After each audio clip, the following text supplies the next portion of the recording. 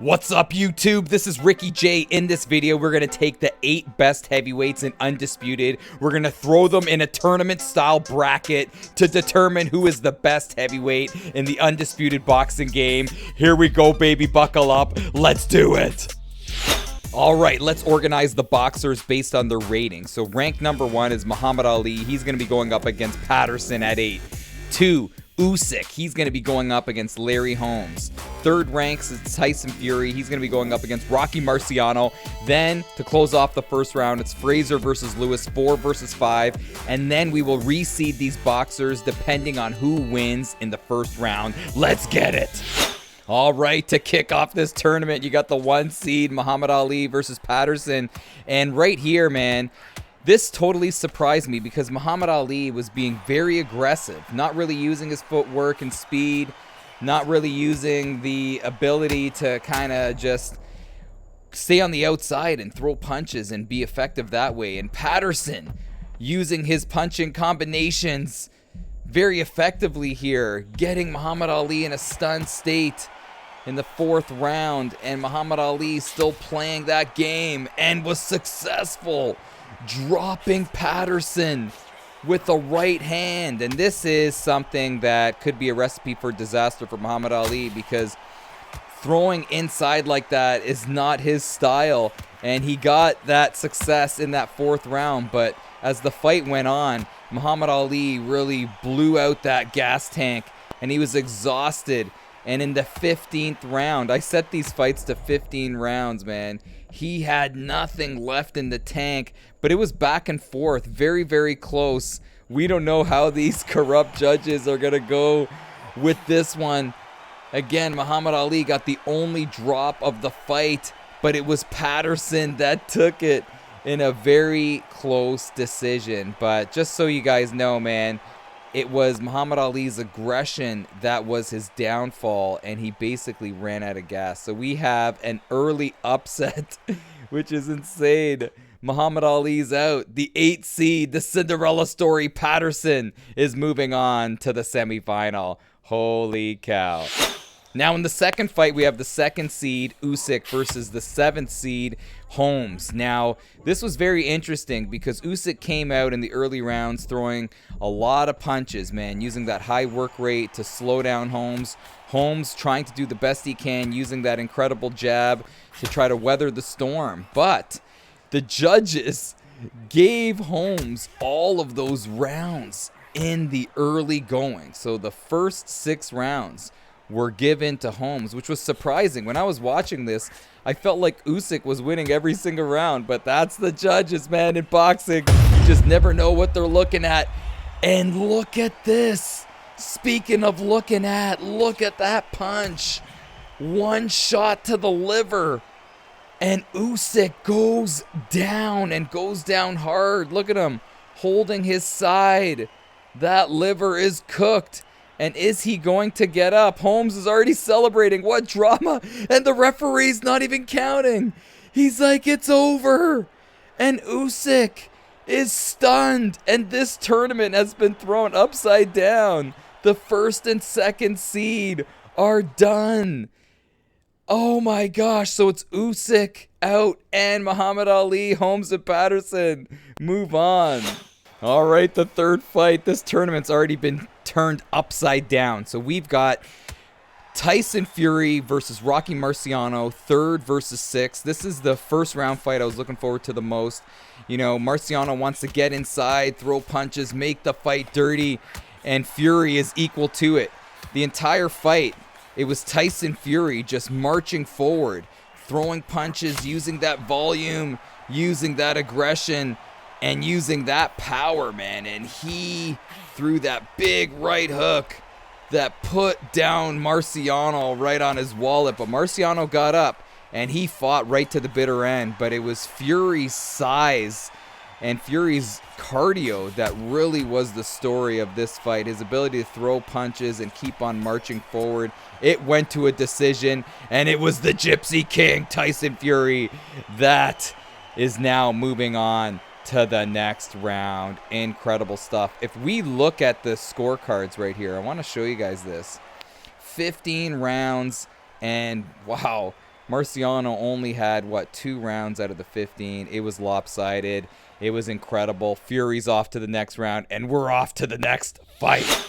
Now, to close off the first round, you got Fraser versus Lewis. It's Joe versus Joe, and we are already in the 7th round, and Smokin' Joe was looking for that big bomb, that crazy hook, that big shot that is going to totally throw Lewis off his rocker. But it was Lewis that was banking the rounds, and it was his left hook that actually put Smokin' Joe on the old wallet right here. He's seeing stars.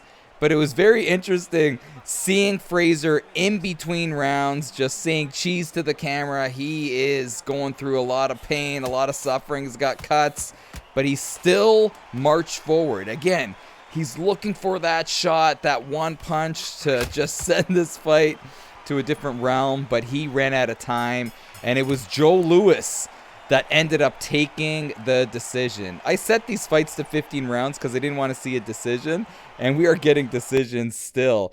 But it is Joe Lewis, the 5th seed, so I did a little bit of reseeding here. So in the next round in the semis, it's going to be Patterson versus Fury, Holmes versus Lewis. We're not wasting any time. Let's get it.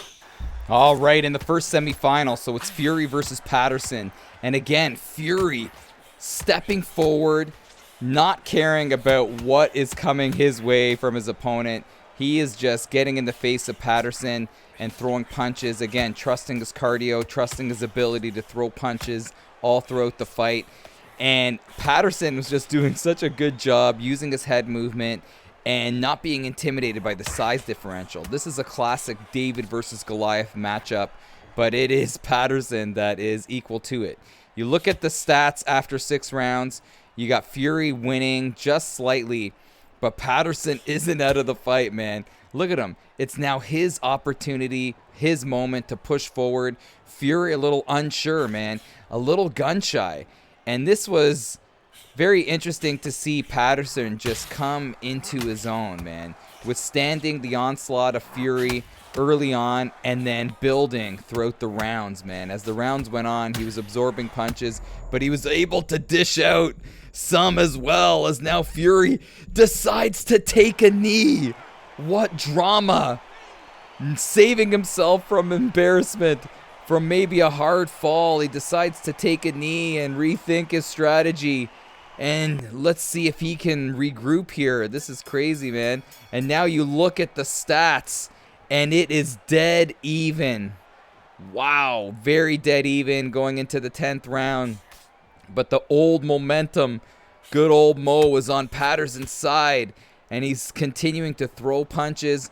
But both guys a little gun-shy, as you can see on your screen, man. A little gun-shy, but they understand that a lot of energy has been spent, and there's still a lot left in the fight. And later on in the fight, in the 13th round, it's Fury recovering and getting a drop here.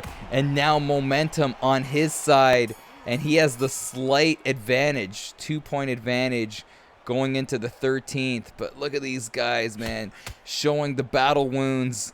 They're in a war. They're in the fight of their lives right here. And they, again, very gun-shy. And that's really smart.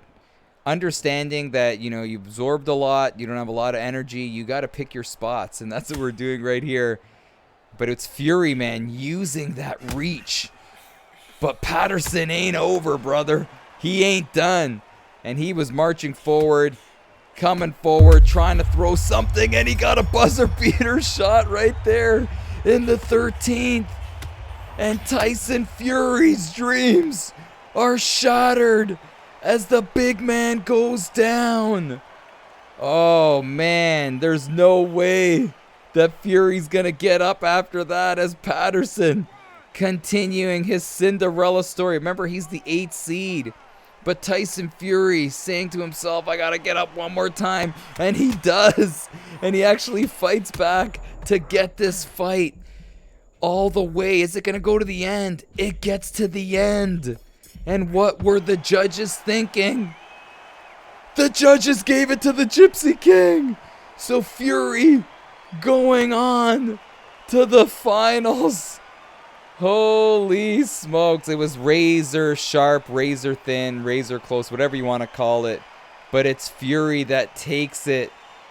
Wow, by 2. Holy cow. And he's punched his ticket to the finals. Let's see who he's going to face.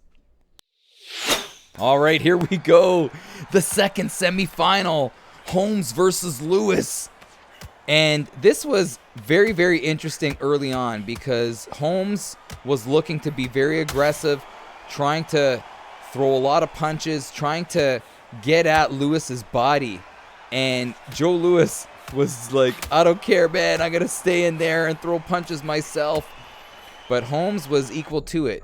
And he ended up getting Lewis hurt here. And he kept on going to the body.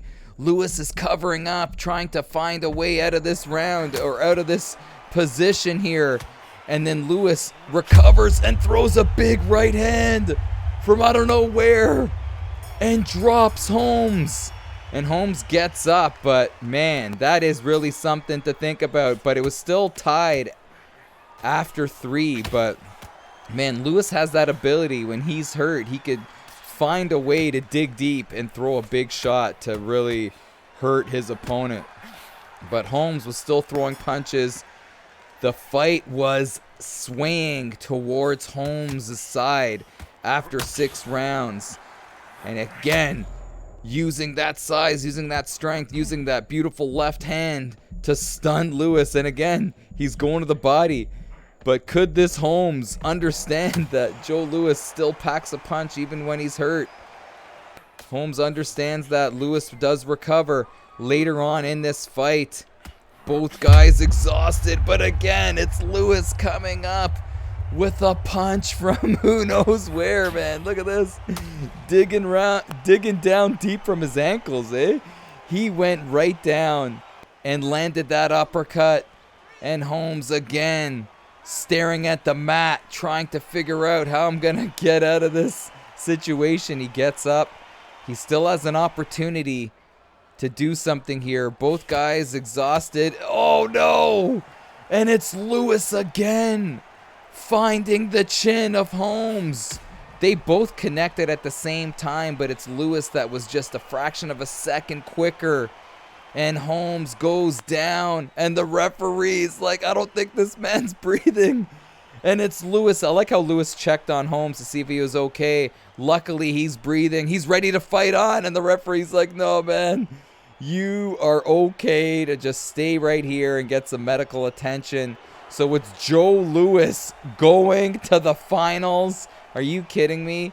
Going up against Tyson Fury. This is going to be great. Let's get to the finals. Here we go. All right, the finals are here. Fury versus Lewis. Both guys coming out a little slow. If I'm in Fury's corner, I would say you got to utilize that reach. Utilize that distance, and that's what he's doing. You don't want to get stuck in the pocket with Lewis. Lewis has exceptional power, and we've seen that in his fights. Dropping guys left, right, and center. Fury's got to keep on moving. Again, use that reach, use that volume. The cardio, there he goes. Nice combo. Going down low, going up high. Wow, but Lewis, he's okay, man. He's like, you could throw those punches. I'm going to stay in the pocket. I'm going to eat one and give one. But right here in the second round, he is hurt. Fury, still fresh. Look at all the phones are all out. Everybody's recording this in the background. But Lewis manages to survive. Could that be an opportunity missed by Fury? I would say yes, but you know what? Still a lot of fight left. Fury staying in there, throwing punches. The thing is, you can't be afraid of that power. Oh no! There you go! I guess you have to be afraid of that power, especially when you taste it. And a nice little tiger uppercut right there. Oh, wow. And that is not good for Fury. And after 3 rounds, you have Lewis up by 2.